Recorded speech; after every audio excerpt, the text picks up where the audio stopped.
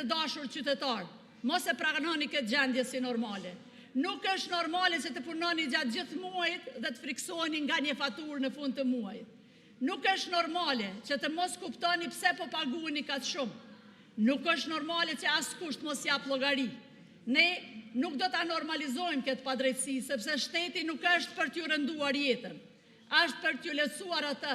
Dhe kur këtë nuk e bën, është detyrë jona e përbashkët ta ndryshojmë situatën, sepse është interesante se si funksionon kujtesa në këtë sallë. Kur këta ishin në opozit, çdo rritje çmimit të energjisë ishte dromë kombëtare. Ne e flenim mbi qymyr atëherë. Sot, kur janë në pushtet, e quajnë si proces teknik. Kur ishin në opozit, qytetarët ishin viktima, ndërsa sot kur janë në pushtet, qytetarët janë thjesht konsumatorë.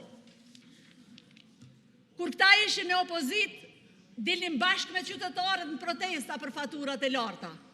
Ndërsa sot, kur janë në pushtet, qytetari del fatkeqësisht vetëm, por jo për të paguar faturat, për të protestuar, por për të paguar faturat e larta të energjisë elektrike. Çfarë transformimi? Ndoshta problemi nuk ka qenë kurrë te çmimi, ndoshta problemi ka qenë kush e paguan politikisht atë çmim. Sepse sot, për çudi, gjithçka është bërë arsyeshme, rritja e çmimeve, mungesa e transparencës dhe mbi të gjitha heshtja e qeverisë. Madje, po filloj të mendoj se kemi hyrë në një epokë të re, ku sa më të larta faturat, aq më e ulët përgjegjësia e pushtetit. Dhe kjo na shitet si inovacion politik, por qytetari nuk jeton me inovacione retorike. Jeton me rroga që nuk ndryshojnë dhe me fatura që ndryshojnë çdo muaj, për mos me thonë çdo javë.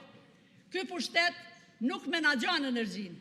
Ky pushtet menaxhon arsyetimet. Prandaj, të nderuar qytetarë të Republikës Kosovës, këtij pushteti duhet i jepet fundi.